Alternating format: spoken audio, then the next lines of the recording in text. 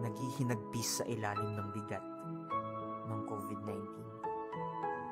2 taon na ang lumipas nang harapin ng ating mga health workers ang kalabang hindi nakikita, hindi tinatablan ng bala.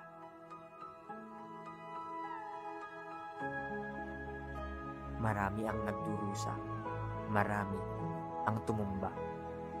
Ngunit sa kabila ng lahat, ay hindi nauubusan ng pag-asa na sa bawat pagsugod ay di na nila aalalahanin kung sila ba'y makakauwi pa, na araw-araw na nilang makakasama ang pamilyang iniwan at sadyang iniiwasan sa takot na sila'y mahawaan, na balang araw ay makikitang muli natin ang mga ngiti ng bawat isa na walang pumipigil. Salamat para kay Lolo at Lola, Mama at Papa, Ate at Kuya, na ngayon magkakasama pa dahil sa inyong pagkalinga. Salamat para sa libu-libong tao na nakabalik na sa trabaho dahil sa patuloy niyong serbisyo. Salamat para sa mga batang ngayon nasisilayan na ang ganda ng mundo dahil sa inyong sakripisyo. Salamat. Ang inyong kalinga, serbisyo at sakripisyo ay hindi biro. Salamat sa hindi pagsuko. Sa araw-araw ng pagbangon, sana'y maramdaman ninyo na sa puso ng bawat hero, kayo ang tunay naming hero. Nandito ang kagawaran ng kalusugan, nagpapasalamat at patuloy na aagapay sa inyo.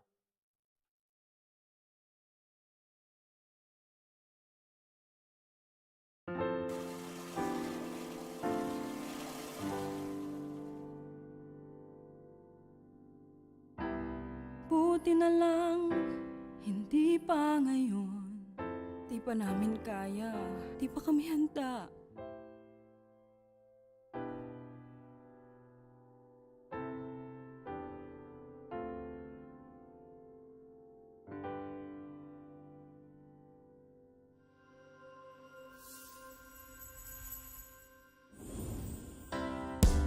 Hindi ka nag-iisa, kasama mo kami. Pagplano ng pamilya, ikaw ang mahalaga. Di ka dapat matakot, di ka dapat mangamba. Abutin ang gusto mo, kaya pumili na. Kaya pumili na.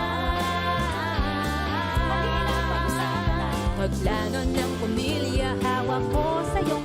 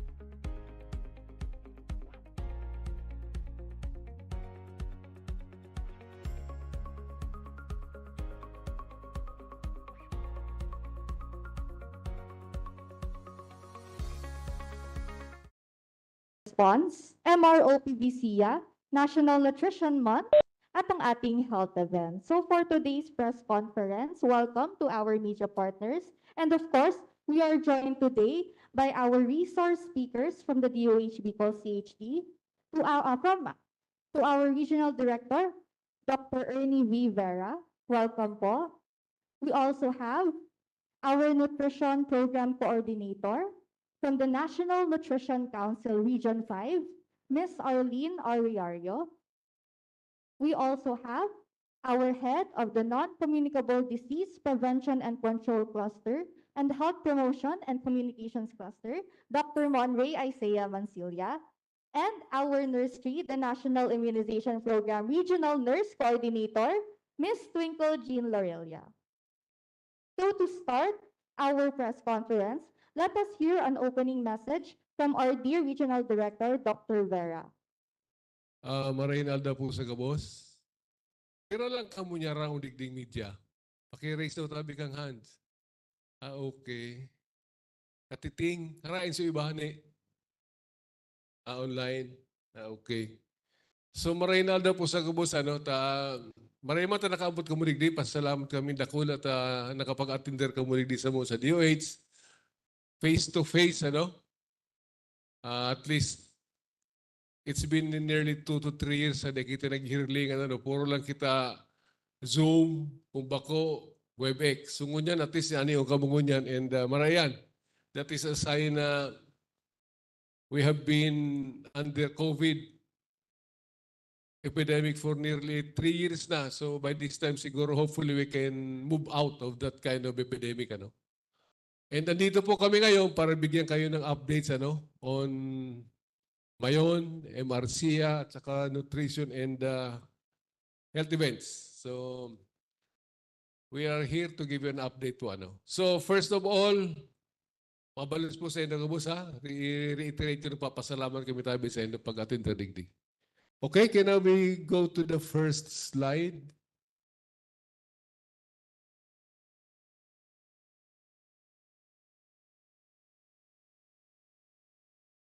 Matindog ako ni. Nakatalikod sa ko. Pwede ka na, okay? Hindi na lang ako, I will be presenting pa lang sa Endoso sa Mayon. Activities ta, okay? So, iniso sa itong present pagdigdi ni BBM, I think that was last month. So, ano po ang ginirin mo na kang Department of Health ko niyan as of date? Regarding po digdi sa Mayon eruption, We have already established the stations in evacuation centers, health stations in evacuation centers. We have mobilized 167 DOH HRH in evacuation centers. We have also established fast lanes and no balance billing in the use of MIP in hospitals. We have intensified the disease surveillance system at the evacuation centers po. Ining sistemang ini po ay nagde-determine po kung mga consultations na binibiling ta po oral daw sa tuyang evacuation centers. Next slide, please. A total of 4.5 million worth of WHO donated logistics were delivered in the following municipalities. We have Paraga, Camali, Ginubatan, Ligao, Tabaco, Malilipot, and Santo Domingo. With ongoing 5.1 million PHP worth of logistics po for Albay, Legazpi, and Bakakay. Ini po sa 10 leading causes of consultations. We have cough and colds, sore throat with or without fever, ikadua, kalintura, ikatulo, tabi, kulog, kipayo, ikaapat, lugad, open wounds and bruises, ikalima, loose stools, pag-undo, kitubig, Ika-6, halangkaw na presyon. Ika-7, kulog kingipon. Ika-8, magatol na mata, mapula ang mata or eye itchiness. Ika-9, skin diseases and pang-sampulo tabi, kulog kitulak. Yan ang mga consultations mo na nahihiling na po sa bawat evacuation centers. Regarding po sa water sanitation and hygiene, nag-assess po kita ka mga sanitation facilities of evacuation centers. Before po nagkaigo kita mga evacuees na assess na po yan kan sa tong team from the DOH in coordination po with the team from the APHO. We have distributed jerry cans and hygiene kits. We have conducted water quality monitoring of water resources para po na kita makaigo pagkukurso or increased cases of gastroenteritis. WAS cluster members po, we met the WAS cluster members po, and this is in provision of drinking water, domestic water, Provincial Engineering Office, the Red Cross, and IOM for toilet facilities. So ibig sabihin po, na-discuss po yan sa Office of Civil Defense. So nagbarang-abangan na po kita ka mga responsibilidad kang bawat ahensya. Next slide. We have conducted dengue vector surveillance, identified the potential breeding sites of Aedes aegypti. We have conducted technical assistance on dengue prevention and control, promotion po on 4S, and conduct of cleanup drive, practice proper solid waste management. Mahalin po nindo ang ngunyan sa tuyang evacuation centers po, medyo congested siya. Takulo po garo masamukon ang lugar, kaya magayon po yan at tubuan kay mga breeding sites for mosquitoes na medyo humid siya. If you try to go into the sides of the building, mailin din po yan. Well, regarding po health education, we joined DOH and PHO health education sessions in evacuation centers in Albay. Yung pinag-urlayan tabi di ay paghugas kang kamot, tough etiquette, and prevention of waterborne diseases. Next slide, please. We distributed materials in evacuation centers po on hand washing, food preparation and storage, health safety check, and proper use of toilet. Natanda patarat na iba mag-arami ki toilet. Nagtatarao kita kaning kind of information. Okay, mental health po kita. A total of 5,007 evacuees were provided with psychosocial activities in the evacuation centers from 7 municipalities since June 14, 2023 to July 4, 2023. We provided, MHPS providers po included staff from the Bicol CHD, DepEd, IOM Legazpi, RH Tabaco City, PHO Albay, and the PNP, Regional Office 5. Regarding po sa nutrition cluster, we have assessment of AMM and ZAM cases and enrollment to the OTC. Ini po sa mga malnourished sa mga aki na ina-identify ta. And results po kan sa itong rapid nutrition assessment for 0 to 55 months na may na-discover kita pong moderate na malnourished 31 and severe 10. So under treatment na po siya.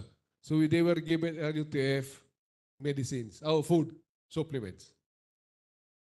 A total of 179 pregnant and lactating mothers were assessed for nutritional risks. Breastfeeding kits were given po, roughly we have 161 were given to the evacuation centers. Regarding po sa logistics, we have a total of 13 million worth of logistics. That is basically assorted medicines, jerry cans, hygiene kits, face masks, heavy-duty cut beds, collapsible water containers, were mobilized to the Provincial Health Office of Albay and the 9 local government units. Roughly that is amounting to 13 million po. Next slide. Financial assistance po, we have prepared towards 2 million pesos final assistance to downloading to affected LGUs to augment the evacuees' need for water, sanitation, and hygiene, support to medical needs, and other forms of health assistance po. Ongoing na po kani ang MOA kan mga LGU between the DOH and the LGUs po. We will be downloading po as soon as possible. Okay, that's all po for my own update. Thank you very much po, RD Vera. So up next, for our nutrition program po, we will be celebrating the National Nutrition Month this month of July. So to discuss further, we have with us Ms. Arlene Riario, our Nutrition Program Coordinator of NNC. Magandang umaga po sa lahat. It's a pleasure to join this press con of DOH, CHD. Parang gusto ko rin tumindig, kagaya ni sir, para ako'y makita. Sayang naman yung t-shirt kong suot. Hindi, joke. Of course, alam po nating lahat na ngayong buwan ng July ay Nutrition Month. Tama po ba? Parang lahat naman tayo yata ay lumaki sa ganyan na meron na pong ganong selebrasyon na ginagawa. So we're just taking advantage of this press con to just give you a little bit of the, ano na nga ba ano nga ba ang ibig sabihin ng healthy diet? Ang mga Pilipino ba ay maaaring magkaroon nito? Tayo po ba ay sumusunod sa mga guidelines? At anong paraan para natin ito maabot o mangyari? Next. Tuwing Pasko or pag mag-New Year, parang lahat nagkakandara na bumili ng prutas. Tama po ba? 12, 13, kung ano man siya. Lahat ng bilog gusto natin kasi nagpapaswerte daw. Bakit kaya hindi tayo araw-araw bumili ng prutas para maswerte? Next. Pero tayo naman, iniisip natin pag ulam, hindi lang gulay kasi dapat may karne, may isda. So parang we don't think of vegetable as ulam talaga. Pero pag may pera tayo, may extra pera, ano kaya ang iniisip nating bilhin? Pagkain ba? O load na lang kaya? O baka naman yosi? O kaya po tumaya sa loto? Pampaswerte pa rin ba? Pero pwede naman tayong magtanim, di ba? Lalo na ngayon, parang hindi na mahirap magtanim. Pwede ka na lang nasa paso. Parang there's such a lot of urban technology for agriculture. Pero hindi rin tayo magtatanim kasi parang wag na lang, magtong isa lang kaya tayo, magtagay, matulog, o kaya mas masarap yata ang gawin, magmarites. Sa the national level, pinag-iisipan din syempre nila, mag-i-import ba tayo ng bigas, ng asukal o kung ano man, o hindi mag-i-import. But all of this, of course, would impact sa lahat sa atin, di ba? Whether pamilya nagdidesisyon o yung ating mga leaders. So ang issue is, meron ba tayong kapasidad para bumili ng pagkain na magagamit natin? Of course, it will force for our help, no? But it would always depend on the income that we have, kung anong available na pera, at kung ano yung gusto mong bilhin, di ba? Kung ano yung, hindi lang yung afford kundi ano yung priority ko. Pero makikita po natin dito, according to PSA 2022, 18%, 18 out of 100 of Filipinos are not able to buy enough food kasi ang taas po ng incidence. So ibig sabihin, ganon kahirap ang sitwasyon. Dito rin po sa slide na to, makikita mo na, habang yung mayaman, tumataas ang presyo ng binibili for pagkain. Dito po kasi sa pures natin, 181.30 centavos ang ginagastos. Pero pag yung pinakamayaman, doble, 366 halos. Parang, so pag mas malaki kita mo, mas madaming binibili mong pagkain, ibig sabihin. So if you're poor and you don't have enough money, konti rin lang yung bibilin mong pagkain. So pag ibig sabihin nun, hindi talaga sasapat. Kasi nga, dami mo pang ibang iniisip, di ba? At bibilin. Lumalabas po dito na tayong mga Pilipino parang misallocated yung ating spending. Kasi base po dun sa ginawang pag-aaral, mas madaming ginagastos natin sa mga starchy, mga parang mataas ang calories, mga ganon. Siyempre, bigas, di ba? Kasi starch is stable, isda, karne, and nuts. Kesa dun sa kailangan. Makikita nyo po dun sa right side, yung total. Yung orange po yung ating ginagastos. Ito, though for a male. At yung dapat cost ng recommended diet. So, 47.5 against 68.2. So, ibig sabihin, parang hindi mo ginagamit yung pera mo dun sa mas nutritious na kailangan mong bilhin. Lumalabas po na because of many circumstances, mahal ang Pilipinas. Love Philippines. Tagalog yan version, no? Mahal po ang presyo ng pagkain, di ba? Wala po akong ibig sabihin. Ano? Mahal ang presyo ng pagkain sa Pilipinas. Dahil, globally of course, at meron din pong pag-aaral na sinabi na tayong mga Pilipino, we spend 40% higher for food compared to our neighboring countries. So anong ibig sabihin? Mahal nga po ang pagkain sa Pilipinas. Dahil yung ating mga, una-una yung, di ba, yung sa mataas po yung levels of trade protection for like for rice. So yung mga nutrient-rich food, mataas yung presyo. So hindi natin basta-basta ma-afford. So titingnan natin yung affordability side. Ano ba talaga yung healthy diet?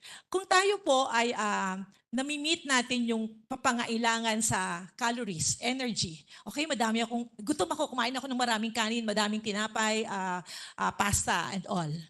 Energy sufficient. So, wala po yung gutom. Pero kapag ka naman po yan ay nadagdagan yan at na-meet natin yung required levels ng essential nutrients, vitamin A, etc., nutrient adequate diet sa pangalawang level. Pag pangatlo po, kapag ka kinuhanan mo ng iba't ibang sources ng pagkain, and has greater diversity, ibig sabihin madaming pagkakaiba-iba within food groups, healthy yung diet mo. Kayo po kaya, tayo po kaya, ano ba yung ating diet? Energy sufficient ba? Nutrient adequate diet? Or healthy diet? Siyempre gusto natin healthy diet. Mas gusto rin natin sana hindi lang healthy, kundi sustainable healthy diet. And what does this mean? Ibig sabihin po, gusto natin mas marami yung plant-based. Ilan kaya sa atin dito po ang mas mahilig kumain ng karne kaysa kumain ng isda? Ng vegetable rather, fruits and vegetables. Sabihin nyo sa akin, kasi ang mahal ang hirap magluto. Tsaka hindi available sa karinderya o kung saan man, di ba? So madaming dahilan. Pero kung talagang gustong-gusto mo at nasusunod po natin yung guidelines, di sana plant-based. Yun po yung mas sustainable. Kasi environmentally, mas makakatulong din po siya. And of course, makakatulong tayo sa global climate problem. Ito yung listahan ng ano ba yung mas tama. Paano natin masusustain yung sustainable healthy diet? And the ones with the check, of course, are the ones that are recommended by WHO and FAO. Breastfeeding, syempre po, nothing but breast milk for the first 6 months. Di ba, Ma'am Connie?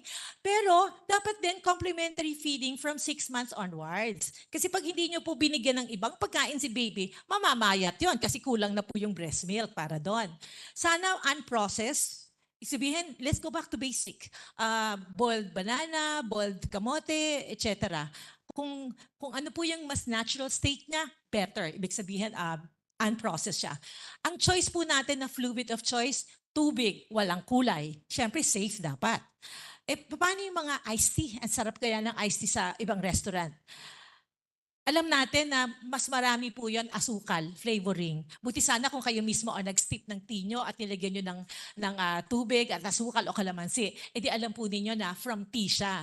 Pero kung iced tea po, flavoring lang siya at asukal, alam mo na asukal ang iniinom ninyo. Hindi po yung kabutihan na nakukuha sa tea. Dapat syempre safe. Sana ma-preserve yung biodiversity po natin. At sana mabawasan yung food losses and waste, di ba?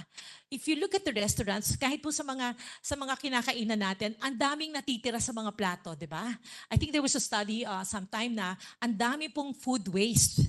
And kaya nga nauso sa Maynila yung ang tawag doon, yung huhugasan lang, tapos lulutuin uli, gagawing adobo, tapos ayan na, may pagkain na ulit, tapos pagbibili.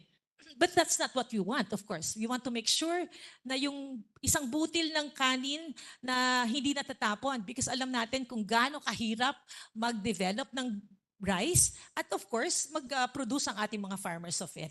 And less use of plastics and of course, dapat culturally acceptable and desirable. Hindi naman po pwede yung gusto nating kainin, siya rin ang pilitin nating kainin ng ating mga indigenous people, di ba? So hindi po siya culturally acceptable. And of course, yung negative, pakibalik. Yung sa negative side yun yung mga highly processed foods and drinks, mataas sa asukal. Masarap kasi pag matamis, di ba?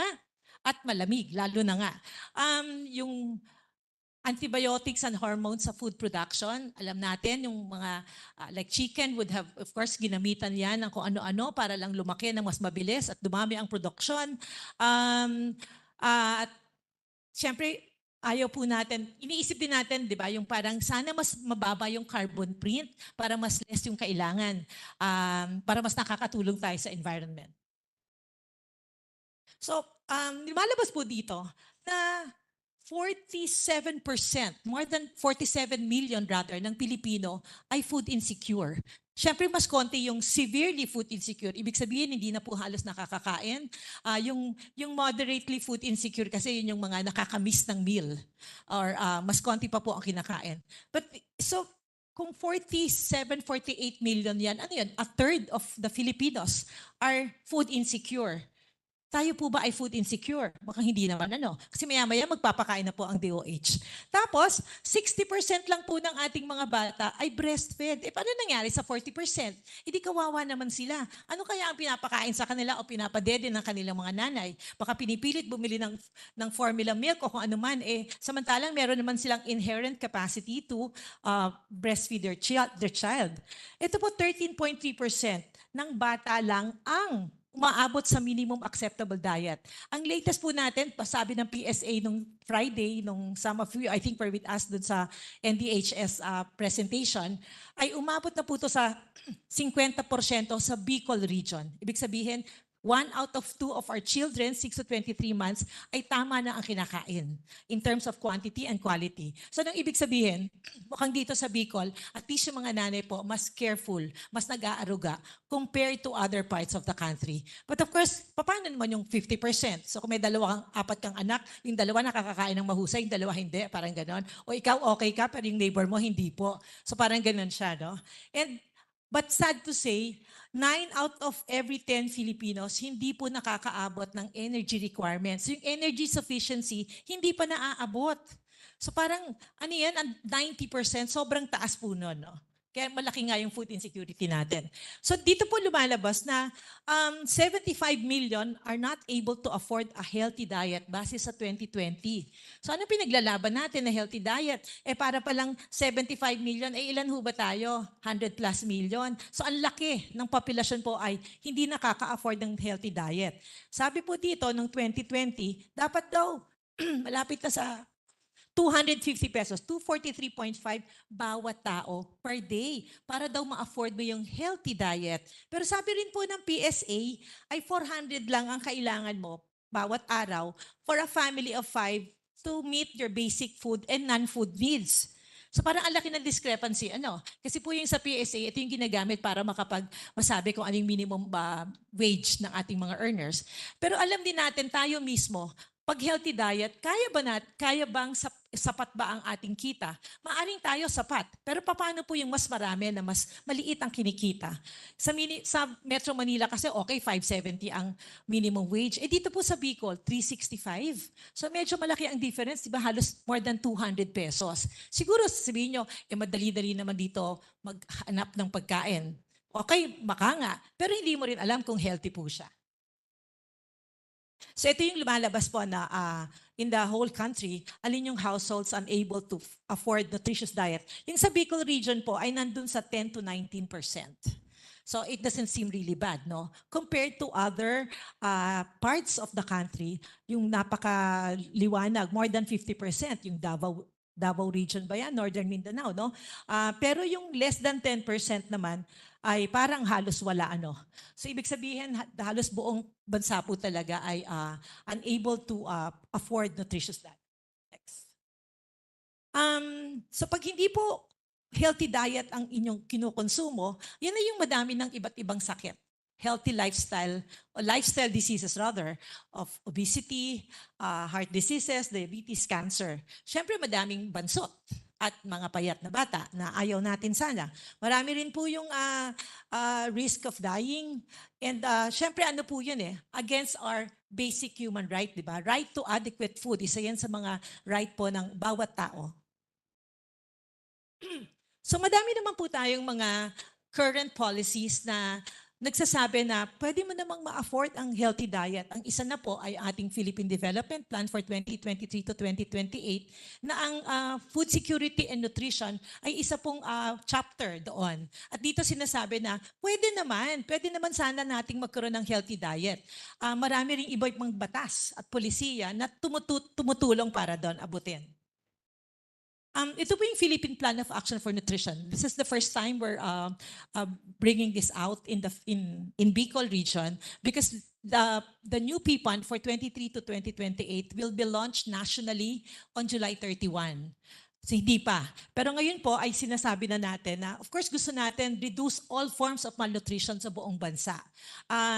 Siyempre gusto po natin healthier diets, better practices, and improve access to quality services. At mangyayari po yan kung mas mataas yung availability, accessibility, and affordability ng nutritious food, kung meron po tayong social and behavioral change communication na ginagamit natin para mabago yung pananaw. Hindi lang po yung information, ang mas mahalaga doon yung practice mismo. Yun yung mahirap eh. Okay, naturuan mo na, nasabi mo na, alam na ni nanay kung anong tamang gagawin. Pag uwi sa bahay, iba ang gagawin.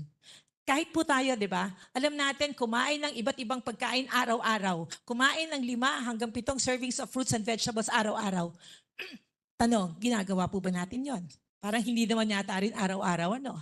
Baka paminsan-minsan. Siyempre gusto rin po natin, integrated yung programs para po sa individuals and communities. So hindi kanya-kanya, kundi nagtutulong-tulong para po abutin yung ambisyon natin 2040. So ito po yung mga recommended actions and I'm moving to my last few slides for sustainable healthy diets. Siyempre gusto po nating ma-address yung inequity or kakulangan o hindi pagpapantay-pantay and inequalities and consider the perspective of people na nagugutom or deprive. Madaming nakalista dyan sa 4 na yan but I think I'd like to go to the next slide. Ito rin, meron po tayong mga policies and investments to reduce the cost of nutritious food. Isa dito, yung investment in nutrition-sensitive agricultural productivity, increases and diversification, strengthening food supply chains under humanitarian conditions. Marami naman sanang gusto na pwedeng gawin under policy actions for food system transformation. Gusto rin natin consumer-oriented policies para ma-enhance po yung affordability ng healthy diet. And of course, complementary policies that promote healthy diets. I'm not going to bore you with all the details because you can read this in the talking points that are available in the website. Pero ito po yung practical ways to consume healthier diets. Baka mas mabuti, tayo po ay gawa ng plano, si misis o yung mga kapatid ninyong mas bata pa at may pagkakataon, ay magplano ng kakainin. Gamitin po yung pinggang Pinoy. Alam niyo po ba kung ano yung pinggang Pinoy? Parang si Ken lang ang may alam at saka kakaunti. Pero yung pinggang Pinoy, dun kasi nakikita po kung ano yung dapat na iba't ibang klaseng pagkain ang ilalagay. Kesa kumain pa sa labas, kasi mas mahal yon, sa bahay na lang, di ba, magluto. And you know, one of the things that I always tell is, involve niyo yung mga anak ninyo sa pagluluto. Whether sila yung mag-aalis-alis ng mga malunggay, yung, di ba, or tutulong sa pagpil ng kung ano mang gulay, o mag-cut up. And then, mas nakikita nila yung value na yung naghirap din sila, kakainin nila. So, yun po yun. Tapos, syempre sana mas marami pong gulay. Yung karne naman, hindi naman kailangan karne ang ulam. Pwede naman pong legumes, munggo, diba? Ano pa, yung mga buto. Hindi buto-buto. Buto, mga seeds, no? Pwede po yun. At mas maayos po siyang inexpensive, no? Itlog. Alam ko tumataas ang presyo ng itlog, pero nakita ko ng isang araw, 7 piso sa palengke. So, ang isang itlog would provide you a lot of proteins and of course all the vitamins that you would need as well. Sana wag na lang po masyado sa highly processed food. Instead, buy whole foods. Yun na, is eggs, small fishes, and canned fish. And of course, best, magtanim po sa bahay. So, yun yung senaryo kung bakit po natin gustong i-engage. Ay, sobrang lakas ng aking microphone bigla. I-engage ang tayong lahat para po tulungan na magkampanya para yung diet natin mas maging healthy, sustainable healthy diet. Gusto natin lahat tayo, alam natin kung ano ba yung nakaplano para sa ating lahat. Yung Philippine Plan of Action for Nutrition gusto nating i-promote para pag tinanong na, ano bang plano ng iyong barangay para sa ayusin ang nutrisyon ng mga tao dito, dapat may alam din po tayo. And so, these are just the key messages para po sa ating lahat. Sana yung mga anak po ninyo or mga pamangkin, mga kunwari anak, ay healthy yung diet. Of course, start with exclusive breastfeeding sa unang 6 na buwan and continued breastfeeding up to 2 years and beyond. Tapos, tama po yung kanilang complementary diet. Kasi pag hindi siya tama, sa 2 taon po siya ay bansot pa. Bansot na siya for life. So ayaw naman natin na pandak ang ating anak, di ba? Gusto po natin siya ay matangkad kagaya ni Sir. ni Director Vera, di ba?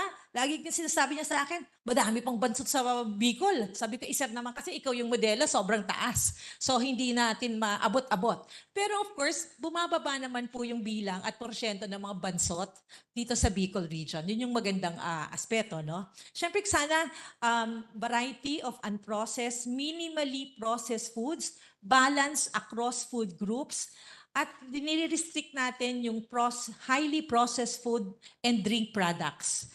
Now, there's a big clamor from various groups saying, business groups rather, saying na dapat daw hindi taxan, di ba? Kasi gusto naming tax, hindi namin. Gusto nang itaas ang tax ng junk food so they will get more money, more resources that we can use to promote better nutrition. Ano yan mahaba pang usapin. And of course, buy from local farmers. So yun po yung essentially gusto natin. Isa na lang po yung aking gustong sabihin. Baka po naman pwede nyo kaming tulungan i-promote ang healthier diet para po sa lahat. Again, healthy diet, gawing affordable para po sa lahat. Magandang umaga.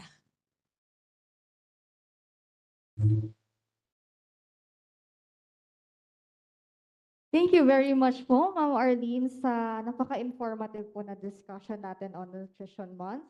Up next po is our National Immunization Program Regional Nurse Coordinator, Ma'am Twinkle Lorelia, to give us the updates on MRO-PVC. Good morning po sa ating mga media partners and of course to our regional director po, Dr. Ernie Vera, Dr. Manoy Mansilla, Ma'am Arlene. Good morning po. We will give the updates on behalf po of Dr. Desiree Briseño. We will flash on the screen updated partial official data of MRO-PBC from the central office. So, yan po yung ating data. As you can see, yan po ay presented yesterday sa meeting with big CHDs and central office. Nanguna po yung province ng Albay. This is through the SEER po or the official reporting system of the MRO-PBC 2023. So, nanguna po sa coverage via SEER ang Albay with 92.15%, that is 102 children vaccinated for MR. For Camarines Norte, 67.21% with vaccinated 41,659 children. For Camarines Sur po, 77.06%, that is 139,613 children vaccinated for MR. For Catanduanes, 75.67%, equivalent to 18,883 children. For the city of Naga, 79.36%, equivalent to 13,341 vaccinated children. For Masbate, 74.14%, equivalent to 68,259 children. For the province of Sorsogon, 78.17%, equivalent to 59,037 children. A total for Bicol region of 74.81%, equivalent to 447,924 children vaccinated for MR. That is via SEER. Ano po? So hindi po ito yung ating yung ating quick count. Ito po yung uploaded successfully sa official reporting system sa central office po ng SEER. And for the BioPV or bivalent oral polio vaccine, ito naman po ay sa ating mga priority areas identified in the provinces. So for the province of Albay, 83.88%, equivalent to 41,180 children vaccinated. For Camarines Norte, 67.58%, a total of 3,988 children. For Camarines Sur, 76.17%, that is 18,956 children. For the province of Catanduanes, 74.96%, equivalent to 3,195 children. For the city of Naga, 68.60%, a total of 14,287 children. For Masbate, wala po tayong na-identify na priority areas, but as the supply of the BioPB yung mga RHUs ay nagbigay po. But it was not required by the central office for reporting po. For Sorsogon, 85%, a total of 16,237 children vaccinated for BioPV. So all in all, for BioPV priority areas in Bicol region, we have 78.05%, a total of 97,853 children. So in the ranking po sa central office, for the MR coverage, we rank 8. And for the BioPB po, for the priority areas po ay 4th po ang Bicol region. So that would be all the updates po sa ating MR BioPBC latest coverage, partial official data from the central office. Thank you po, Ma'am Twinkle. Next, to give us the health events for the month of July, we have Dr. Monray Mancilia, the head of the NCTPCC and HPCC.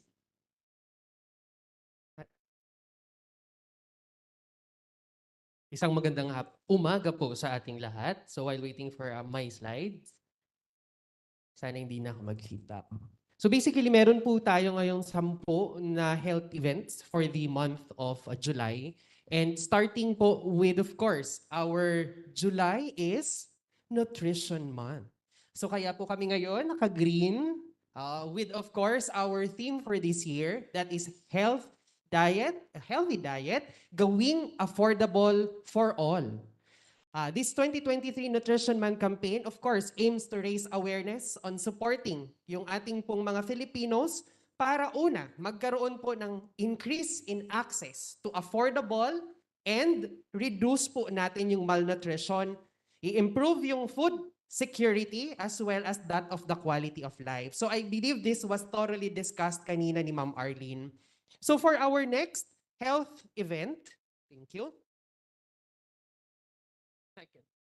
Yan. So for the second health event, we have, of course, the Diabetes Awareness Week.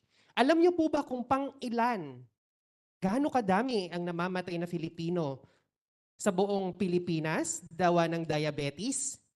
Pang-apat po sa top leading cause of death ang ating pong diabetes. At ang diabetes po, para sa kaalaman po ng lahat, ay isang chronic, ibig sabihin long-lasting po ito na health condition. At ito po ay dahil sa una, maaring hindi nagre-react yung ating katawan sa insulin na ginagawa ng katawan, o kaya naman kulang or walang insulin ang inyong katawan. So kapag, i-connect ko na rin sa July na Nutrition Month, pagkatapos po natin kumain, anong gagawin ng katawan? I-convert yung kinain natin sa iba't ibang form ng sugar. Yung sugar na yon kailangan ng katawan kasi yun yung kailangan gumawa ng enerhiya. Pero para ma-convert siya sa energy, kailangan makapasok siya sa loob ng cells. Ngunit para makapasok siya sa loob ng cell, kailangan niya nung insulin. Kapag wala ang insulin or hindi nagre-react yung katawan natin sa insulin, doon tayo nagkakaroon ng diabetes kasi nagsistay sa blood yung sugar. Hindi nakakapasok sa loob ng cell para gawing energy. Ano ang lesson natin dito? Kaya ba siyang i-prevent? Yes, it can be prevented. Paano? Una po sa lahat, again, Nutrition Month, healthy diet. Tamang pagkain. Kung wala pang diabetes, may risk factor, kailangan alamin natin agad yan. Mag-engage na sa healthy lifestyle. 2.5 hours in a week ang gusto po natin. And of course, gusto din po natin na tama at wasto ang ating kinakain. Bukod po dyan, i-connect ko na rin. Gusto po natin, lalo na sa mga bata, na breastfeeding po sila. Nang sa gayon, later on in their life, maiwasan din po natin mag-form ng diabetes ang mga anak. Okay? So, bukod po dito, may pangatlo po tayong health event. This time naman po is the World Hepatitis Day.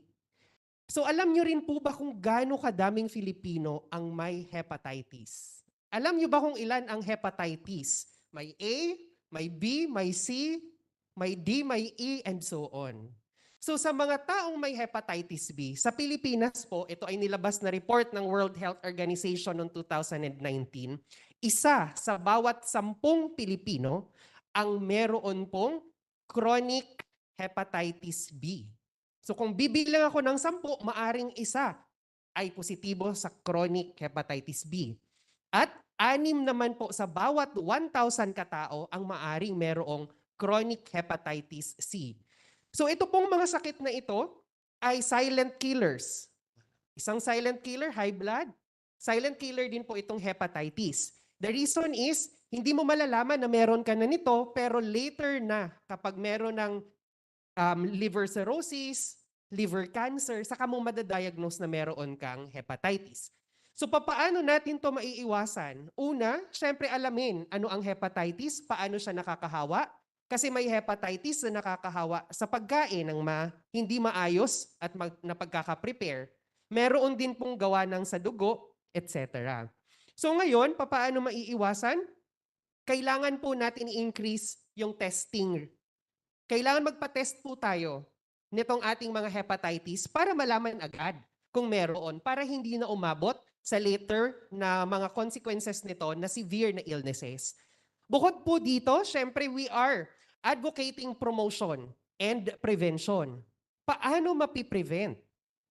The first 24 hours po pagkapanganak, kailangan mabakunahan agad ang ating mga chikiting ng hepatitis B vaccine. Again, within the first 24 hours. Bakit? Kasi ito yung kailangan, maka-form na agad sila ng antibody protection para pag later on sa buhay nila ma-expose sila sa hepatitis B, meron na silang panlaban. Ayon doon sa National Demographic and Health Survey na ginawa po ng 2022 ng ating Philippine Statistics Authority, alam niyo po ba kung ilan ang bilang ng mga Bicolano na nakaka-receive ng bakunang hepatitis B in the first 24 hours? Ayon po sa report, 94%. So mataas. Pero mababa pa rin compared sa target natin na 95%. Meron din po tayong bukod sa first 24 hours na hepatitis B vaccination, sinusundan po yan ng primary series natin ng pentavalent 1, 2, and 3. Nakikita natin sa Penta 1, ayon sa survey na yon, 93.2, nagiging 90.2, at bumababa sa 87.3% sa third dose ng ating pentavalent vaccine. So medyo may pa-decreasing po natin. Again, ang target natin is the 95%. So bakit ko to present? Because I would also want to lobby na i-increase natin yung awareness. Kung sa hepatitis B, may 1 in every 10 Filipino na maaring magkaroon ng chronic hepatitis B, kailangan 95% po talaga ng mga bagong generation and even as adults ay nakaka-receive ng ating vaccines. So ang hepatitis B vaccine has been proven effective and safe para pong ma-prevent itong ating pong sakit na chronic hepatitis B. Ayaw natin na in the later generation, madami ang nagkaka-liver cancer, nagkaka-liver cirrhosis dahil po ng hepatitis B. Next health event is the National Disability Prevention and Rehabilitation Week.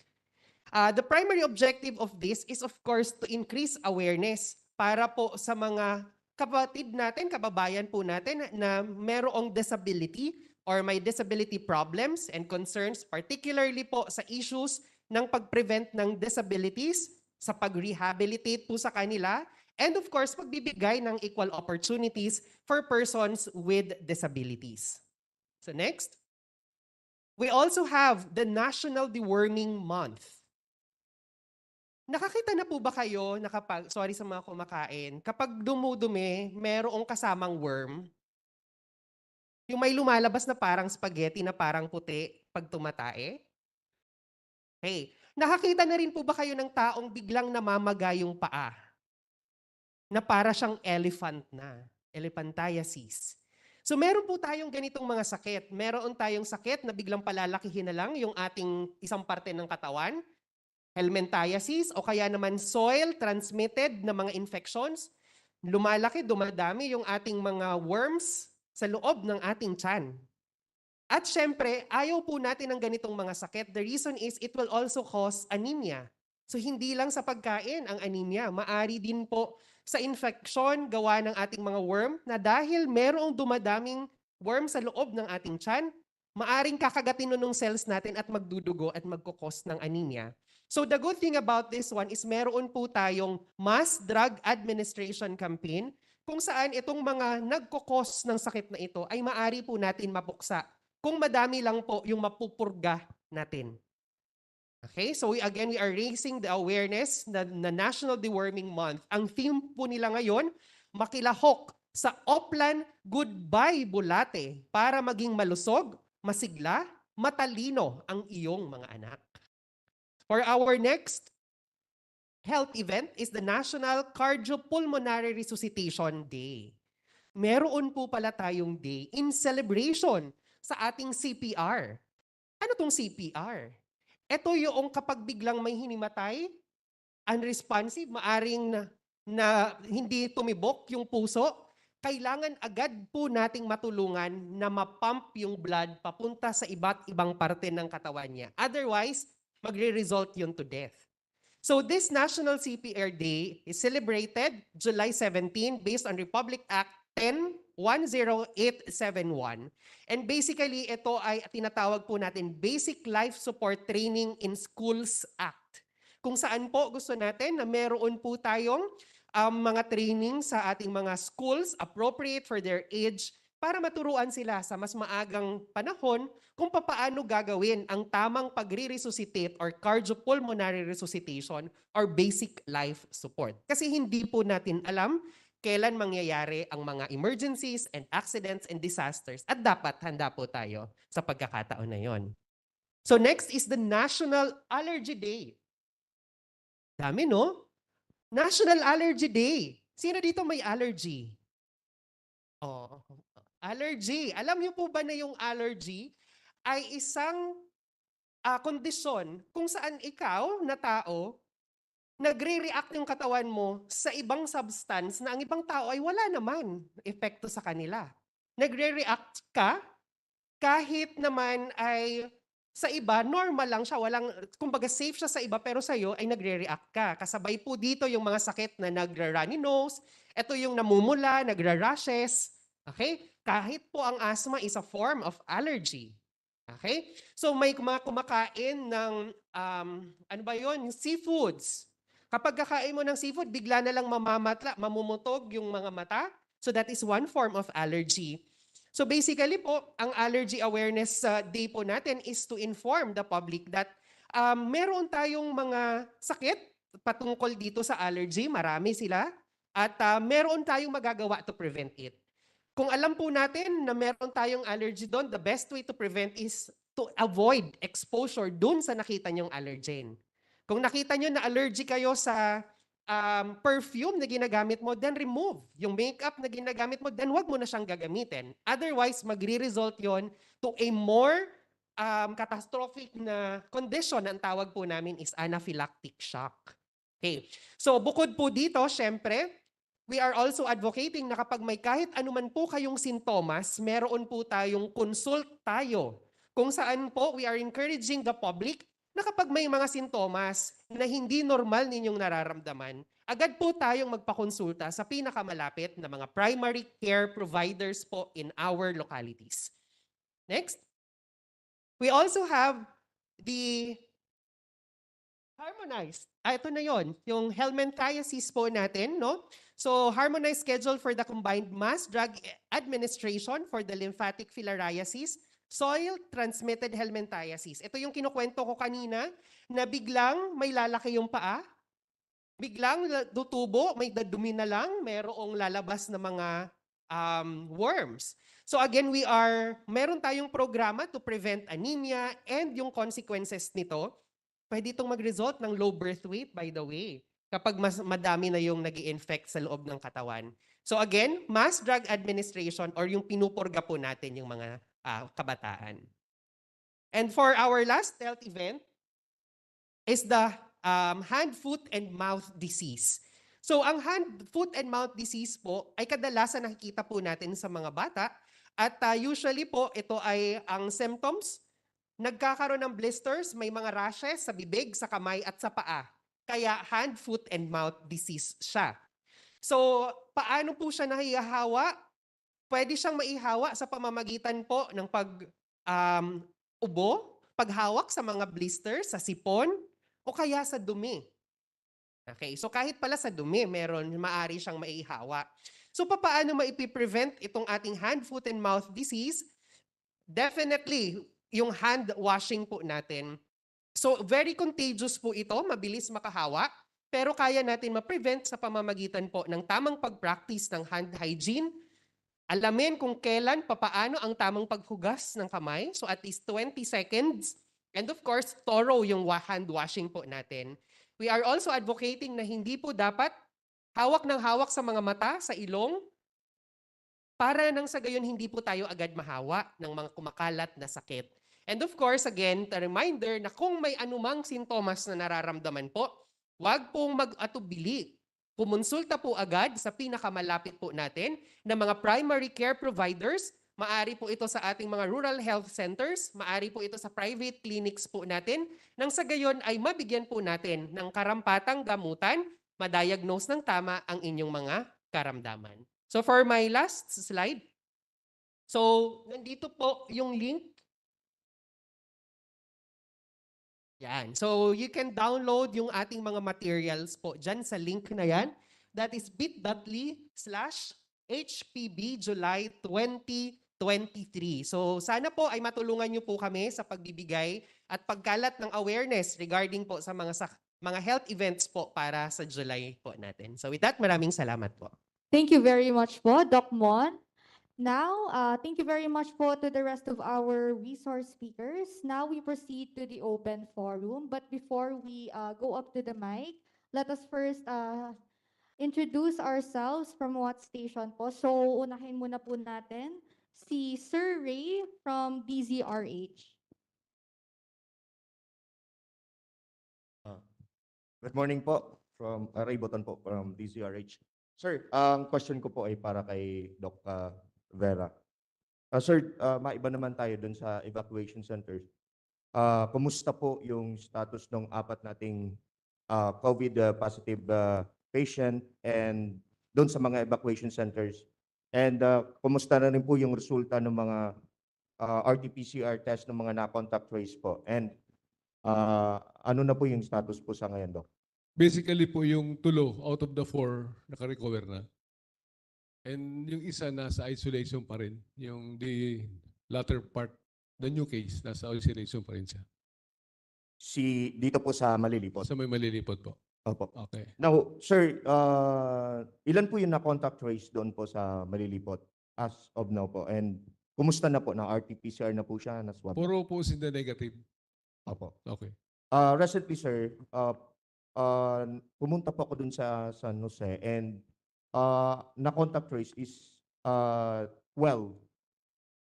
And then yung 10, ini-swab. And then yung 2 po, ayaw bumalik na ng evacuation center kasi natakot na iswab. Tama po ba yun, sir? Kasi yun ang ano doon sa San Jose National High School.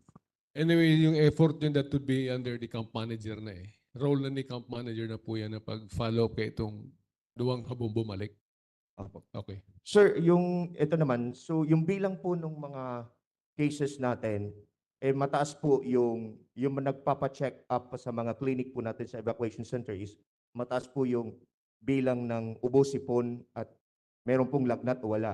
Then second po yung lagnat. Sa ngayon po, sir, bumaba na po ba yung or meron pa rin pong mga bilang tayong doon po sa mga evacuation center po na nagpapa-check? Ano po yan eh, basically, yung mga nagkokonsulta po, ano yan, I think nagdi-decrease na po siya. But basically po, natural po yan dahil we have an area which is basically congested eh. Madali po yan makahawa-hawa, especially yung mga nag-aabo. So ano po yan, that is basically we do expect those things to happen. Kaya nga ni po ang satuyang health clinic dyan, they should be at least there 24 hours para matawag po sila yung mga dapat na medyos for the particular signs and symptoms po. Pero sa ngayon po, Doc, tumataas pala yung bilang ng mga Hindi pa rin. Bako man nahalangkawan but there's still may nagpapacheck up ang giraray. Stable siya. Ganun pa rin, sir. Igwa Ubos, pa. sipon, tsaka lagnat. Igwa pa. Last question, sir. Kumusta na po? Kasi may lumabas resulta doon sa mga water samples po natin, sa mga iniinom po ng ating mga evacuees. Nag-fail po ito sa mga sa microbiological test.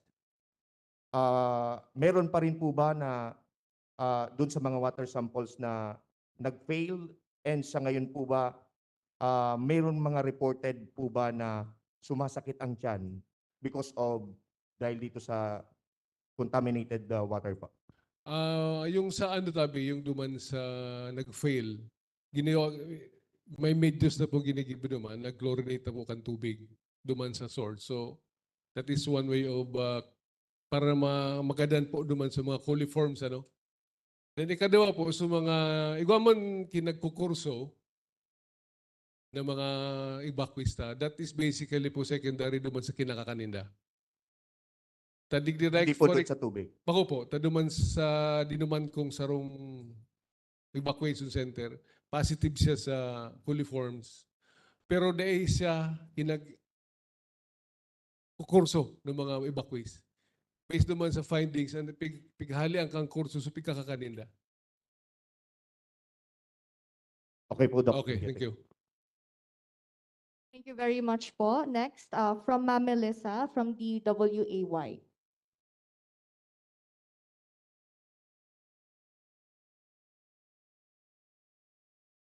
Good morning. Tanong lang po for Ma'am Arlene. With the Nutrition Month celebration po natin, how are we helping the people in the evacuation center? Especially po this time that they are just eating processed foods from the relief that they are getting. So we are expecting that their health will really be not good. So what are you doing in your agency to help them po? Thank you. Thank you for that question. Ng mga recipes na para maging nutritious ang pagkain ng pinibigay, like mga corned beef and the rest. We've been doing that for some time now, and dati na rin po yung nilabas. Remember nung una tayong nagka-problema ng something similar, ganun din po yung ginawa. Nagkaroon po ng naglabas ng advisory ang National Nutrition Cluster para po dito. We also suggested to our local chief executives to make use of mga fresh food na ibigay, in particular yung mga produce ng farmers, unang bilhin at siyang ibigay sa mga in need sa evacuation center. Kasi parang shooting two birds tayo. Tinutulungan mo po yung mga farmers, tapos nakakapagbigay ka ng fresh food para sa kanila. Alam din natin na kasama naman po yung mga barangay nutrition scholar mismo doon sa evacuation center. Kung kunwari, kung anong barangay yan, pag punta yan ang evacuation center, kasama po yung ating volunteer workers. So sila rin po yung nagpo-provide ng mga, of course, hindi mahahabang nutrition education para sa kanila. Ginagamit natin yung social media rin kasi kahit naman nasa evacuation center, imposible namang hindi pa rin po nag-check na kanilang mga FB messages. No? So, ginagamit din natin siya para i-promote po yung paggamit pa rin ng mga non-processed food. Pero tama ka na isa yan sa mga ills ng mga pag nasa evacuation center. But more importantly, of course, gusto nating bantayan yung mga mas bata kasi mas vulnerable po rin yung mga 0 to 6 months. Sinisiguro po natin na nagbe-breastfeeding pa rin yung mga nanay. So now and then po yung ating mga health workers nagbibigay po ng maliliit na mga information. Yung ating mga health workers, pati mga nutritionists po yung umiikot para dito. Na-check na rin. Kaya nga na-mention kanina ni Sir na meron tayong about 31 mom and 10 severe acute malnourished sa evacuation center. But you know, one good thing is since nag-provide na po tayo ng ready-to-use therapeutic food, yung ibang mga bata po na nagsimula ng severe acute malnourished, ngayon hindi na, mom na. Kasi that's napaka-potent po ng RUTF na binibigay natin ng allocation yun ay 1 pouch a day per child. So, because of that, then natutulungan din po natin yung ating mga SAM and MOM cases na nasa evacuation center. Hindi madali ang tumira sa evacuation center, alam natin yun, no? Kahit naman sa labas, hindi rin madali. But more so challenging po yung kaso ng ating mga bata. And again, hindi lang po yung mga bata because we noted that this time, ang daming mga senior citizens na nasa evacuation center. There are more than 2,000 of them, no? Tama ba ako? Ang dami po nila. And so, hindi lang yung po mga bata ang ating binabantayan, hindi rin yung mga buntis lang. Kasi in-identify din natin, together of course with CHD, ilan ba yung mga nutritionally at risk na buntis? Kasi sila yung dapat binabantayan. So lahat po yan ay binibigyang tulong at dinidiin na mas matugunan ang kanilang pangangailangan. And of course, our LGUs are partners dito talaga. Marami po sa mga nutrition action officers at mga NDs ng iba't ibang affected LGUs ang tumutulong for this campaign. That's very good po. Thank you.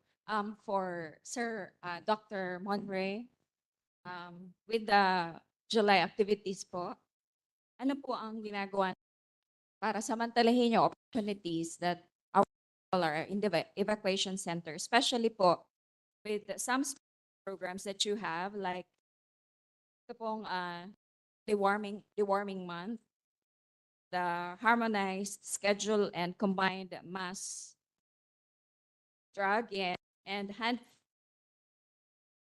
foot, and mouth disease. Ano po ang ginagawa ng ating agency to help our people there? Yes, thank you very much, ma'am, for the question. So una po, since nag-start naman po ang evacuation camp, the Department of Health Bicol CHD formed several groups. So iba't iba pong groups, iba't iba po yung task. Meron po kaming task na assign po, for example, is the health promotion and health education. So nagkakandak po kami. We have already conducted several sessions on various topics regarding po sa health promotion and education. So we targeted different population groups din po. Mayroon kami sa mga bata, mayroon din po kami sa mga elderlies or adults, etc. So bukod po dito sa team in charge sa health promotion and education, we also have a team in charge naman po sa health or sa medical concerns naman po. No? So may team po kami na in charge. They provide mga medical services doon po sa ating teams. So nag-iikot na rin po ito. So bukod po doon, sabay ko na rin, meron na rin dyan sa team na yan yung sa mental health support, mental health, psychological first aid, etc. So dito po, in participation or in coordination with the local government unit, doon sa camp manager, so patuloy naman po yung pagbibigay ng mga health services po natin sa kanila. Thank you. Thank you. So for our next question.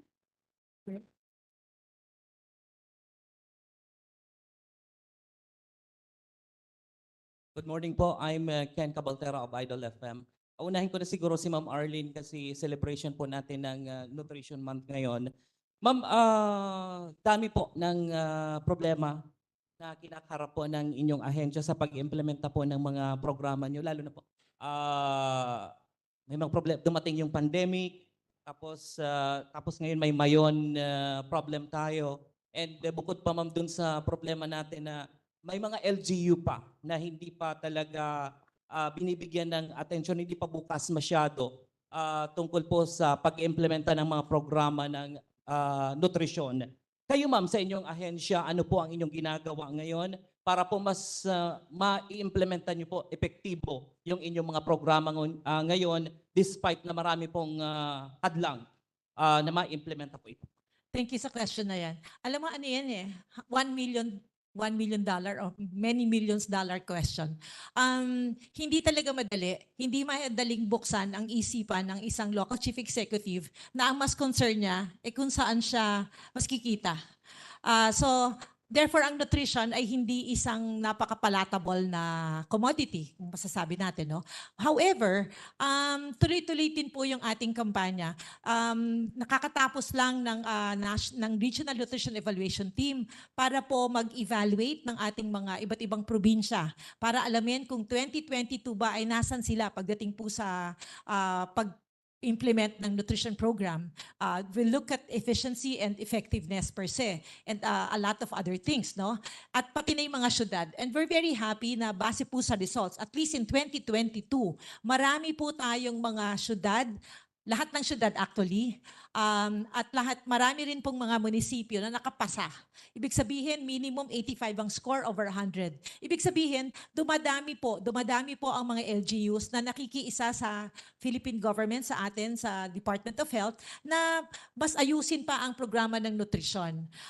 Hindi lang natin tinitingnan po yung sa provincial, municipal level, city level. Tinitingnan natin din sa barangay kung ano po yung programa nila. Tuloy-tuloy din po yung mga trainings na ginagawa kahit online, nutrition program management, nutrition and emergency, mga kung ano-ano po. At of course, yung advocacy efforts, ganun din. We're hoping na through iba-ibang mga means ay mas mabukas ang mata ng ating mga local chief executives, pati na po lalo na yung mga barangay chairpersons, kapitan, para mas unahin nila ang programa ng nutrisyon. Dahil bata, tao, buhay ang nakatapat, no?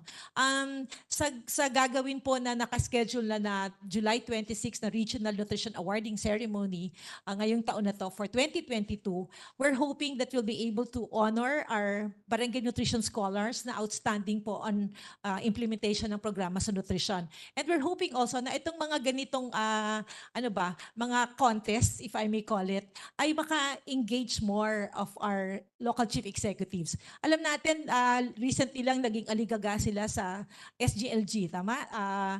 Yung kampanya po, yung contest na binibigay ng DOH, ng DILG rather, together of course with DOH. Ang nutrition po ay isa doon sa mga indicators na hinahanap.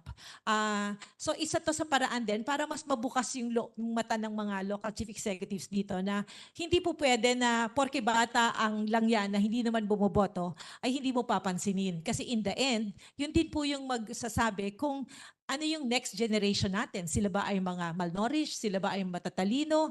At yung next leaders po natin ay anong klase sila? Okay. Ma'am, may statement si Secretary Herbosa na mataas po yung bansot po dito sa Pilipinas, yung porcentahe ng mga bata na bansot. Dito ma'am sa Bicol, kumusta yung ano po natin, stunting situation dito po sa atin? Sa mga... Tama si Secretary Herbosa when he mentioned na close to 30%, I think that's about 26-28% ng mga bata po ay bansot sa buong Pilipinas. Ang ginamit niya pong basehan dito ay yung FNRI DOST survey. Ngunit dito po sa Bicol region, pero using our Operation Timbang results for 2022, 11.7%. Ibig sabihin, malaking baba ng bata ay bansot. At over the past years po, nagsimula ng 2018, 18.7%. Last year, 11.7%. So makikita mo na bumababa. Unfortunately, wala pa po tayo ng 2023. Tapos na ang pag-operation timbang po sa buong Bicol, in fact sa buong Pilipinas, but we still have to get the results from more provinces. Sa ngayon po kasi 3 probinsya pa lang ang hawak namin kaya hindi namin ma-process. That's Albay, Camarines Norte, and one more province na meron. But we're happy that over the years, sa Bicol at least, masasabi po natin na bumababa ang porsyento at bilang ng mga bansot na bata. Huwag nga lang natin gawing modelo si Sir, no? Kasi talaga namang matangkad po si Sir. So kailangan pag si Sir ang katabi, kailangan naka-heels ako para hindi ako magmukhang maliit. But in general, we're happy with that, no? Nung pandemya, inisip natin, hala, tataas at dadami ang bansot sa Bicol. Surprisingly, hindi. Because I think that created more opportunities para po sa mga magulang na mas bantayan ang kanilang mga anak, di ba? Madami rin namang mga nagbigay na aid. Kaya nakatulong din po yun sa isang banda sa pagpapaayos ng nutrisyon ng mga bata po sa Bicol. Salamat. Thank you, Ma'am Arlene. Moving forward. Good morning po. I'm Joshua Bino from DCGB. Kasama ko rin po yung mga interns po namin from UST Legazpi. Ang question ko po muna kay RD. Nabanggit po kanina RD na may ibababa po tayong 2 million financial assistance for the affected LGUs. 2 million per LGU or 2 million po paghahati-hatian nila? Paghahati-hatian po. Paghahati-hatian. Paano po yung hati-hati RD? Magkakano po sila? Depende po dun sa una yung classification ng munisipyo and the number of evacuation centers and the number of evacuees. Alimbawa po, RD, So ang lalabasan po nito, we are distributing this equitable distribution po. kumusta po yung status po, RD, na ibigay na sa kanila? Ano po? Ang ano po, yaon nasa mo ang kwarta, but the documents, you are still getting it from the LGU po. Ang rate limiting step po nasa LGU. The way they move it faster, mas madali sila makakuha. So, every time nga po, pag nagluluwas ako, kinukulit ko yung mayor. Kanya ako, pakitrabahuan na po rin doon sa mga dokumento na maibaba na. Ano yung documents po, RD? Like memorandum of agreement, yung mga sanggunian resolutions po, araw ko yan. May guidelines po tayo sa kanila binigay, RD, kung saan lang po nila pwedeng gamitin yung... More of wash activities. Thank you po, RD. Kay Ma'am Arlene. Nabanggit din po kanina, Ma'am, na according to PSA, at least 400 pesos ang need ng family of 5 para ma-meet po yung basic nilang needs sa food and non-food. Pero unfortunately, 365 lang baga po ang ang minimum wage dito sa Bicol region. Ano po, Ma'am, yung parang advice natin dito sa mga families considering yung 365, ano yung pwede nilang bilhin, paggastosan, na pero mamimit pa rin nila so requirements para maging healthy? Diskarte. Tamang diskarte. Yun yung sagot doon, ano? Una, dapat na-mention ko nga, magtanim ka ng sarili mong gulay. Hindi naman mahirap ang magtanim. Ano kasi yan desisyon na gamitin yung konting pera para maipiprovide mo sa family mo mas maayos na pagkain. We've always wanted na parang more food on the table, di ba? Yun, nais natin. Alam naman natin na mahal ang mga karne, di ba? So, kasi mas madali kasi yata yun na na source ng protein.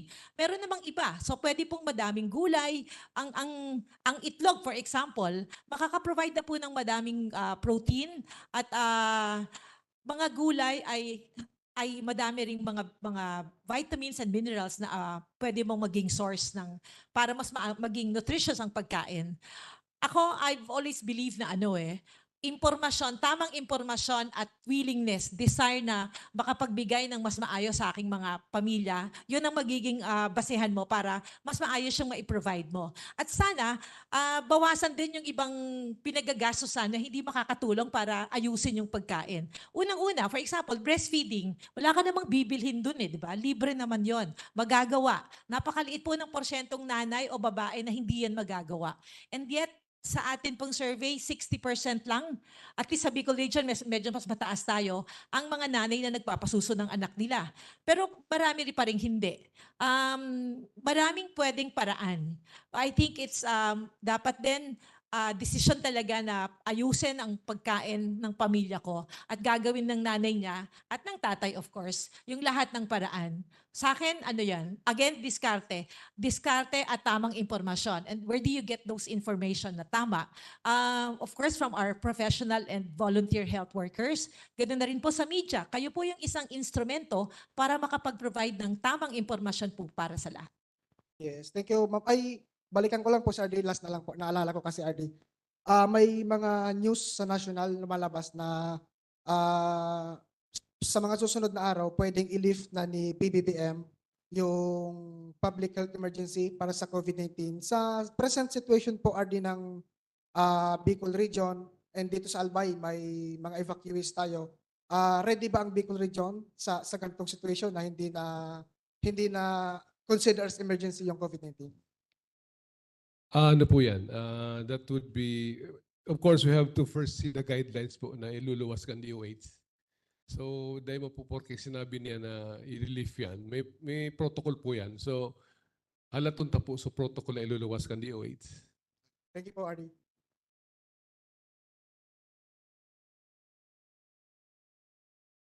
Thank you po, Sir Joshua. Now from Ma'am Nancy.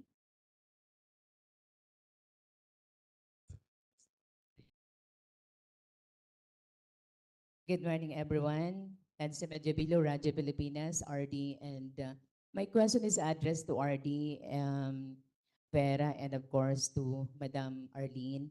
First, for my first question is, in terms of Mayon response, can you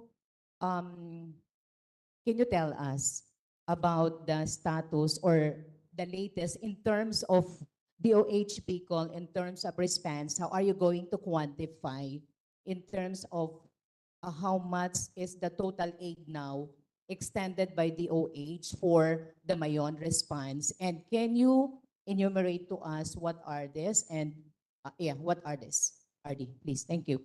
Late ka, no? Ay, neto. Yes, sir. Anyway, babalikan ko so present ko, ano. Ay, talaga, sorry. Long presentation po siya eh. So, kaya ko nasabing late ka. Ngunyan, sa logistics assistance po, we have a total of 13M na linuwas na worth of logistics like what? Assorted medicines, jerrycans, hygiene kits, face masks, heavy-duty cut beds, collapsible water containers. And we were able to mobilize these to the PHO of Albay and nine LGUs. Aside from that, we are also preparing a 2 million assistance to those LGUs which are affected by the ining vulkan, the eruption. And aside from that po, we have a fund that would be we have requested funds from the central office for augmentation. We have, I think, received 27 million. Hindi po ay gagamitin for the level 3 preparations po for this activity, for this Mayon eruption po. Sir, can you describe what is this level 3 preparation for Mayon response? What is this level 3? I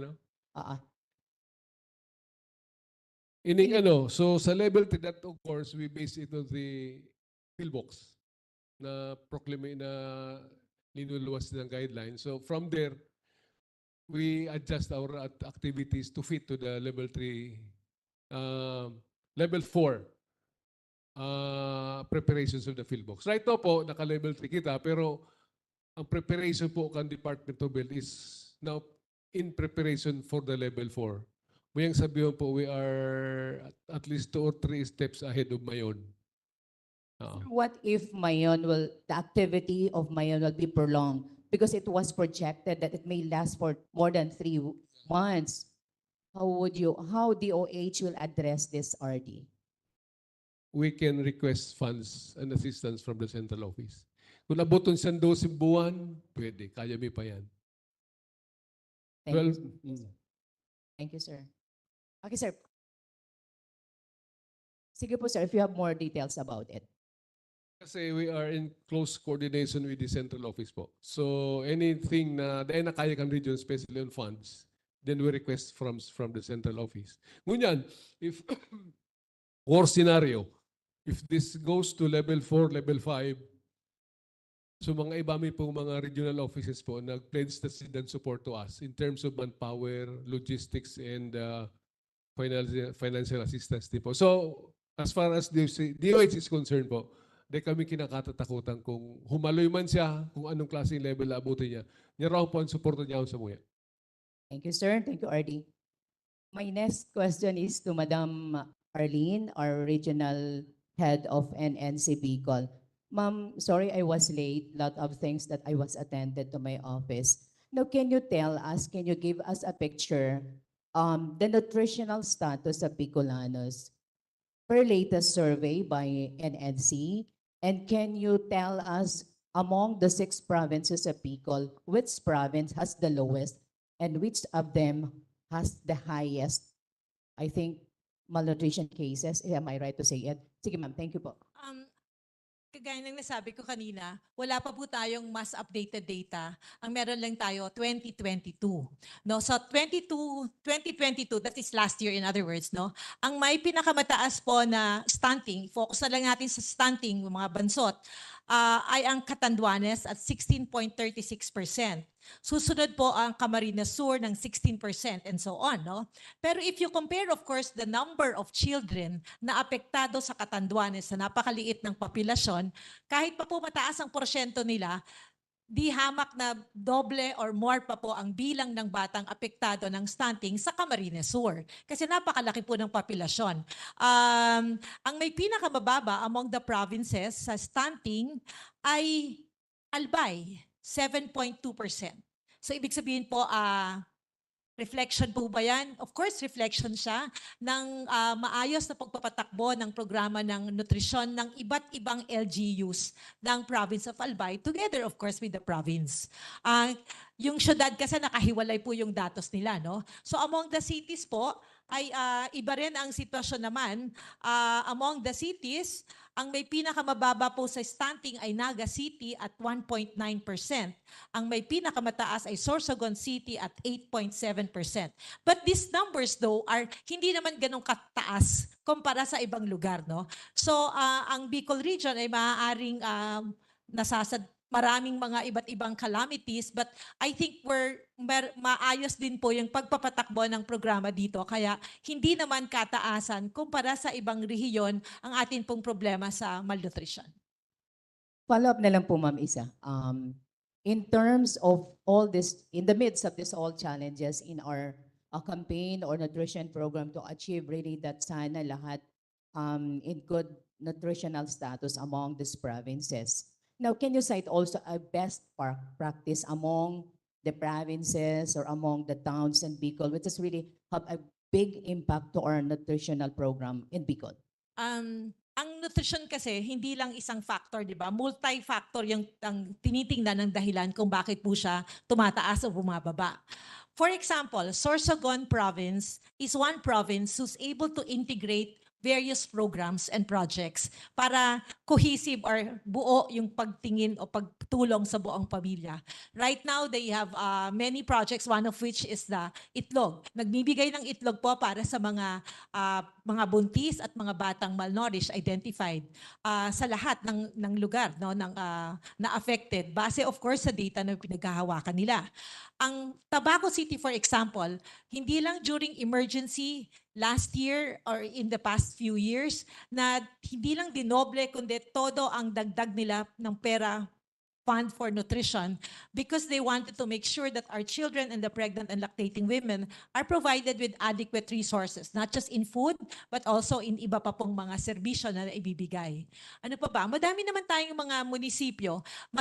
Yung ating mga barangay nutrition scholars, mga barangay health workers, pinoprovidean din po ng, hindi lang ng barangay, no, kundi po ng, even ng provinces, some provinces, like again, Sorsogon would have that, even I think Albay has that as well, na hindi lang galing sa barangay, kundi sa munisipyo, sa syudad, ang binibigay sa kanila.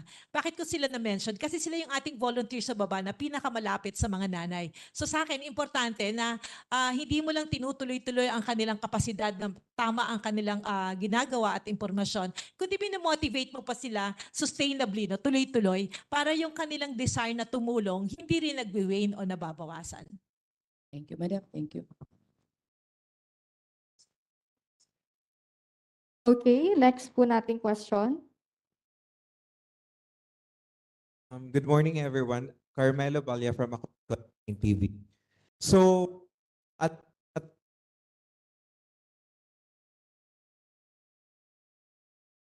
so alam po natin na madaming tao sa evacuation center ngayon and yung malinis na tubig yung pinaka-problema. And just last week, I spoke with Engineer William of Albay PHO and meron po silang program na magkikipag-connect sila sa mga water refilling station para makapag-provide ng malinis na tubig.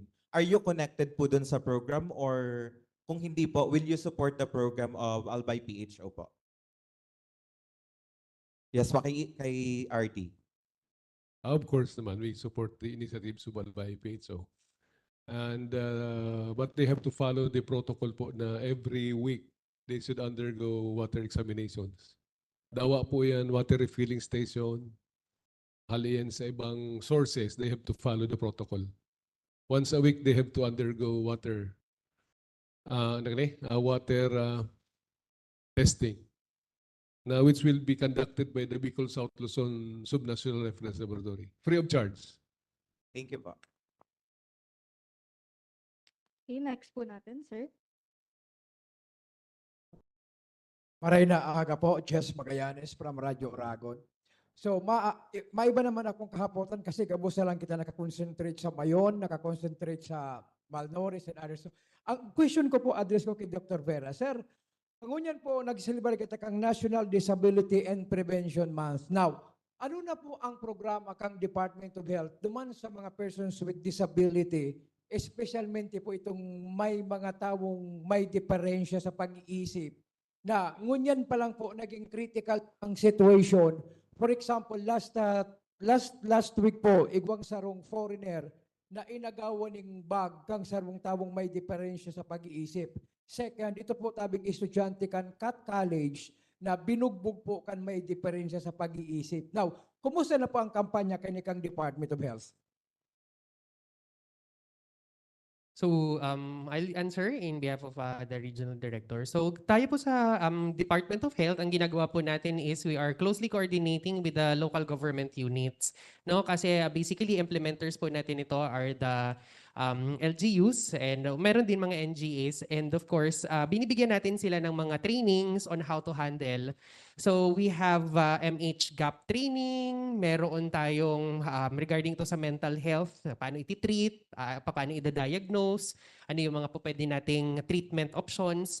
Meron din tayong mga council na finorm. Ibig sabihin po, hindi lang si DOH, kundi iba't ibang mga ahensya ng gobyerno na pare-pareho naman pong may magagawa dito sa topic na to, kasabay dyan sa SAFE, the police, DSWD, etc. So nagmi-meeting po ito regularly nang sa gayon mapag-synchronize yung mga ginagawa po natin na activities. Tuloy-tuloy din po yung pag-monitor natin ng kanilang mga accomplishment ng iba't ibang mga ginagawang activity patungkol po dito. Yes, yung mga reports na yan nare-receive po natin, pero again, we are closely coordinating that with the concern po natin ng mga implementers. Yeah, follow up po. Now, kumusta naman po ang suporta kan mga local government unit? They are in supportive po ang ating mga local government units patungkol po dito. The mere fact that nag-delegate po sila at nagpapa-attend po sila ng kanilang mga representatives sa pinapatawag na meeting is a gesture ng support po ng ating mga local government units. Also, regarding po dyan, meron tayong mga dinesignate local government units ng mga municipal health officers. They undergo training para po ma-address din po yung mga concerns, lalo na itong sa mental health concerns. Thank you. Thank you. Okay, so we have a WebEx question po. We are down to our last two questions. Question from Chris Novello, GMA 7. Ano ang paalala ng DOH sa kabila ng posibilidad na i-lift ang state of public health emergency? Dapat na bang maging kampante kung i-lift na ang declaration na ito? RD? At this point in time kasi, we have, again, sinabi ko sa bago, we have to wait for the protocol and guidelines. Tao, dahil ka basta-basta ma-lift ka yan eh. Yung mga araw, lalo pag araw ka ni pandemic, you go back to normal. Dahil bako man araw kang kadali yan eh. So, we have to wait for the protocol and guidelines po kan DOH. Yung pa po yan na series of steps bago po kita makasabing the end ng yung pandemic ang Pilipinas. Thank you very much po, RD. So our last question, bakit iniksian ang gamutan sa TV? So magiging epektibo ba ito? So yung question po natin is tungkol sa TV. We will refer na lang po, Sir Chris, question to the specific program po. So yan po yung ating naging open forum for today. So if there any more questions po, meron pa po ba? So yes, very last question. RD, na-late din ako, baka may matanong akong na-discuss mo na rin kanina. Maganda kasi itong forum na ito kasi alam mo sa pagbabalita, karamihan sa naririnig natin yung food assistance, kung ano pang assistance binibigay, pero yung health service parang behind the scene, no? Napakandang opportunity na malaman sa inyo yung mga programa natin. RD, kasi magandang pakinggan yung pagiging resilient ng mga Bicolano. Pero kung nandun ka mismo sa grassroots or nandun ka mismo sa evacuation, marami ang umuwi na. May natitira na lang ng isa para tagakuha ng assistance. So ibig sabihin, stress na yung tao, pagod na, gusto na nilang umuwi. Paano natin hinahandle yung mental health ng mga head of families? At ikalawang tanong, sa mga bata naman, kasi 11 to 14 families ang nasa isang classroom. Baka may mga skin diseases na dyan, mga rashes o kung ano pa. And pangatlong question sa nutrition naman, kasi nabanggit po kanina na nagbibigay kayo ng recipe, pero may napabalitaan tayo na may mga nagbibigay ng mga fast food, di ba? So, ano yung suggestion? Nasusunod ba? Kailangan kasi yung magbibigay nasusunod dun sa binabanggit mong recipe para sigurado tayong nutritious yung mga bata. So yun po, RD, lahat yung 3 questions ko. Salamat. Sir, good morning po. So for the question regarding the mental health support, meron po kaming finorm sa Department of Health Bicol CHD na team, and sila po yung in charge sa mental health and psychological support. Ito po yung team na dinideploy po natin sa lahat ng mga evacuation centers. So far, napuntahan na po ang marami na health evacuation camps or evacuation centers po natin in Bicol region. So ito po yung pamamaraan po natin to address the mental stresses na maaring nare-receive or na di pinagdadaanan ng mga nasa evacuation centers. Meron tayong mga activities for children, meron tayong mga activities for adult, for senior citizen. Ito ay dahil iba-iba yung level ng stress na maaari nilang maranasan. So meron tayong mga fun and games, meron tayong mga activities na may colors, nagko-color sila, meron ditong part na pinag-uusapan lang kung ano yung mga pinagdadaanan so that they can verbalize and know that they are not alone. At meron silang maaring matulungan. In the event na meron naman pong pangangailangan na hindi kayang i-address at the level ng psychological support, we can immediately address it by referring po to our health facilities. So meron po tayong nakalatag na plano kung paano po tayo makakapag-refer sa ating mga facilities. Like for example, sa ating mga psychiatrists available right now at the Bicol Regional Medical Center, BRHMC. So yun po yung mga activities po natin, and hindi po doon natapos yung mga deployment, tuloy-tuloy pa rin po ang pagdi-deploy natin. Kahit yung napuntahan na, binabalikan po ito to ensure that marami po tayong mabigyan ng psychological first aid. So bukod po dyan, meron din tayong mga kinakandak na mga mga consolation, emotional ventilation, arts and plays. So you can visit our evacuation sites. Usually we deploy in the afternoon para po makita niyo po kung anong ginagawa natin sa MHPSS. Thank you. So hindi pala, karami itong katuwang hindi lang sa DepEd, meron tayong mga katuwang sa DepEd, may mga katuwang din po tayo ng mga volunteers from the LGU conducting this one. Thank you. Okay, so I guess, Ma'am Arlene, yes po. Sasagutin ko lang yung tanong ni Sir tungkol dun sa pagkain. Desisyon kasi ng camp manager kung ipamimigay ang pagkain na dumadating sa kanila. Pero supposed to be, dadaan din po siya sa screening sa province level. Now, kunwari lang, hindi po dumaan sa province yung desire o yung pagkain, then sisiguraduhin, I hope, ng ating evacuation camp manager na hindi nagbibigay ng pagkain na sira o spoiled para sa mga evacuees. Tama ka na maraming may gustong mamigay o namimigay ng ganon. Hindi sa lahat ng pagkakataon ay kasama yung gulay at prutas sa pinapakain. Malamang-lamang isang kanin at isang gulay or baka isang meat dish ang pinamimigay, no? Pero yun kasi makakatulong din naman yun para mawala yung gutom for that particular time, 'di ba? Doon sa evacuees natin. Pero yung longer term, sana meron pa ring iba pang pagkain na makakain yung family o yung bata o yung magulang in terms of gulay and prutas. Mahirap kasing ipilit na lahat ng magpo-provide ng pagkain na libre sa mga evacuation centers ay sumusunod sa lahat ng guidelines natin. No? Sana naman, base sa campaign po natin, may fruit, may gulay, at least may isang meat or fish dish at kanin ang binibigay po sa kanila. Again, ini-encourage natin na kung sino bang nais mamigay ng food para sa kanila is idaan din siya dun sa screening sa grupo na magsasabi kung dapat po siyang ipamigay. Una-una, for example, gatas. Alam natin, okay naman ang gatas, makakatulong yan sa iyong kalusugan. But we do not accept donations of milk. Hindi dahil hindi siya dapat hindi makakatulong sa katawan, kundi hindi natin gusto na ma-undermine ang breastfeeding. So no po tayo sa donation ng milk. as well as distribution, no? Maaari pong may nakakalusot. Sana wala. So far, we've not received na nakakalusot po yung mga ganitong na nakikita namin, hindi blatantly na nangyayari. Again, gusto natin pong proteksyonan yung ating mga bata. So we don't like, ayaw po natin. At meron po tayong milk code, EO 51, at guidelines mula sa Department of Health na pinagbabawal ang pagtanggap at mag-distribute ng milk in general. Thank you.